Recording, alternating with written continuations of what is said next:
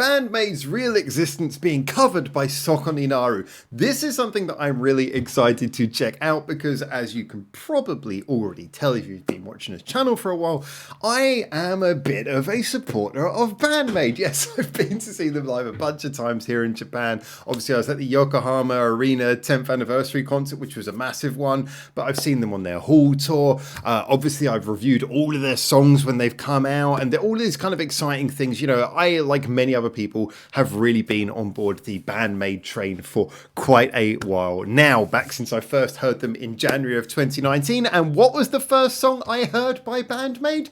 Real Existence, the one that Sokoninaru will be covering for us today. I'm getting my water ready, by the way, because this is going to be one of those experiences where I'm going to have to be getting excited, I think. Because you see, there's another side to this, which is in the same way that obviously I'm sure a lot of people watching this are very excited about Band-Maid and the song Real Existence. Sokoninaru are also a band who, to be honest, I've had massive respect for them for the longest possible time, and I don't feel we talk about them enough on this channel.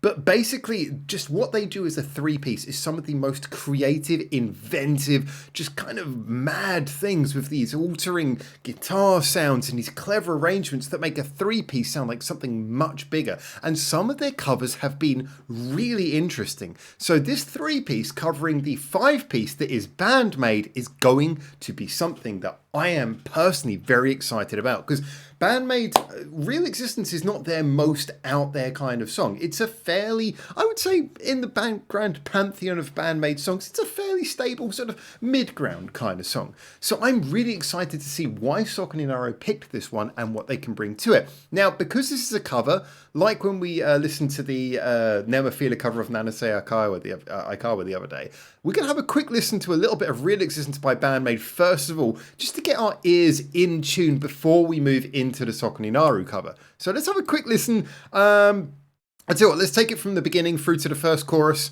Have a little listen, get an idea for the sound, get an idea for the feel, get it fresh in our memories, and then we're going to jump in and listen to the Sokoninaru cover. So here, first of all, is the first part of Real Existence by Band-Maid.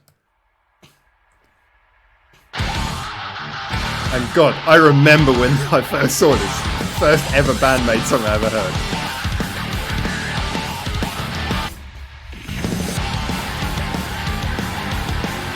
So what we're looking at here, this is like proper sort of like Motorhead-esque rocking along. And of course this was back from their early EP, so I'm not sure, was this one that they wrote, or was this one of the songs that just set them up on their sound? I'm not actually sure.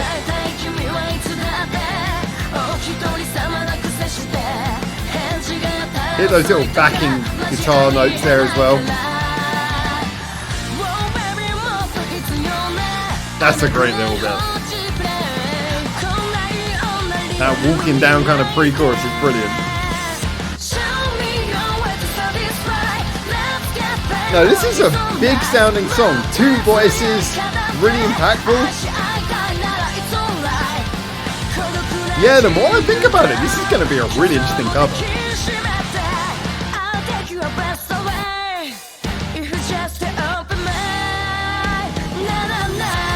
Okay, so I have to be honest, listening to this right now, actually, this is better than I remember. I mean, I know it's Band-Maid, but you always compare Band-Maid to other Band-Maid songs. Actually, do you know what?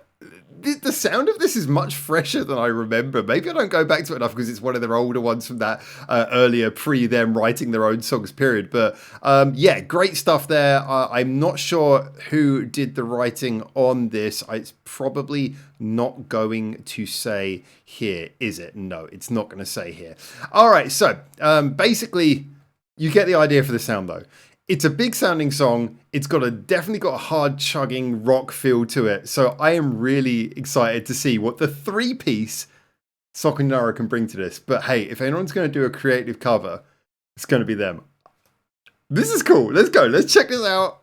I'm excited. I hope you're excited too. Let's do this.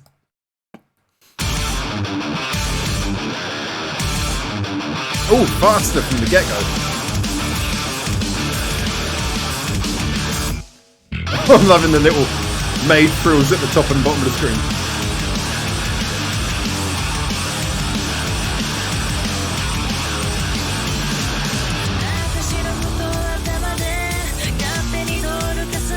Oh, nice vocal harmony.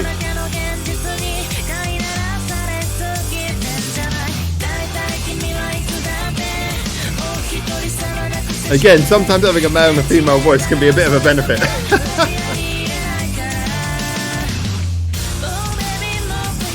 Ooh.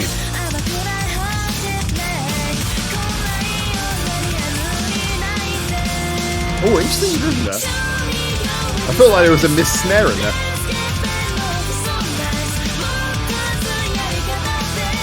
Oh, that octave harmony in the vocals is really clear.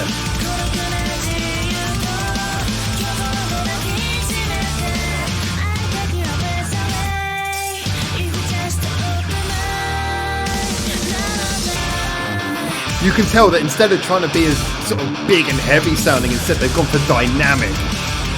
It's a bit dynamic, it's a bit faster, it's a little bit more like light on its toes.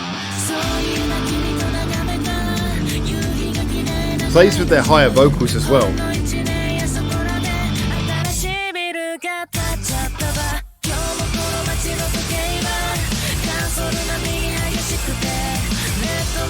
Okay, I can hear like a backing, either a guitar or a synth in there as well.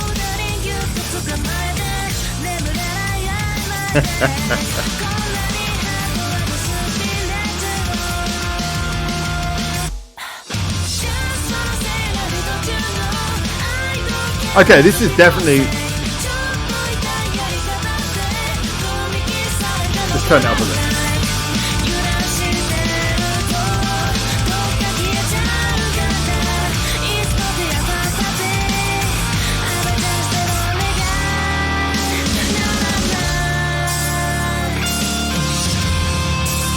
Alright, here we go.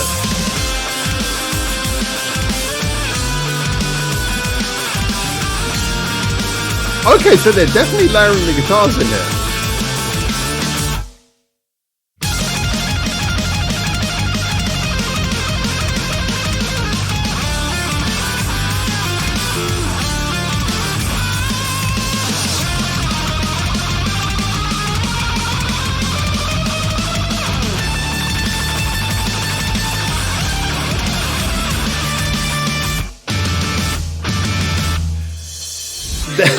They're not lacking in the musical talent, that's for sure. But I'm really interested by the approach they're taking here.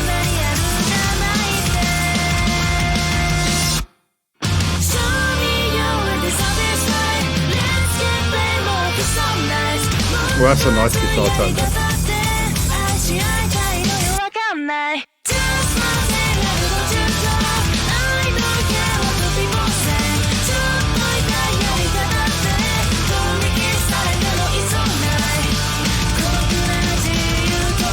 The drums are really pounding and clear in this version.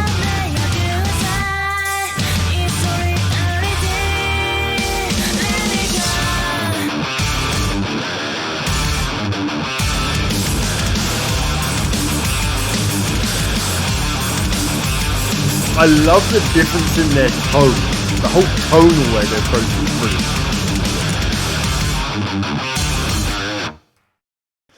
Okay, now that is actually really interesting. I'll be honest with you, there's a couple of things that I really like and a couple of things that really surprised me. Now, first of all, just talking, let's start with the things that make this really good.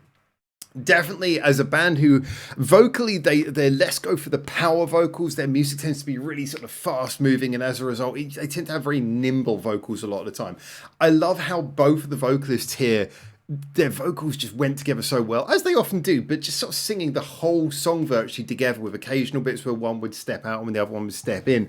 It meant that they had this sort of unified, thick vocal. It was all very sort of higher register vocals, but it was all very much unified by that harmony that was constantly running through between their two voices. And I think that really worked, because obviously they were never going to have the kind of more rounded, almost jazzy style of vocal that I know makes Psyche such an interesting character. Instead, they played to their strength and went for a much more harmony heavy and very sort of nimble style of vocal. And they backed that up by having the song just feeling a bit faster, a little bit brighter. Everything was that little bit sharper. You know, they were definitely going more into that area, that slightly higher register, quicker, a little bit more nimble sound. And I think that works. I think they lent into it. I think they knew what the difference was between their sound and Band-Maid's, and they lent into it. And as a result, it sounds like a deliberate and very well planned cover rather than one where they're just desperately trying to sound like someone they're not, which some other covers by some other bands can end up that way.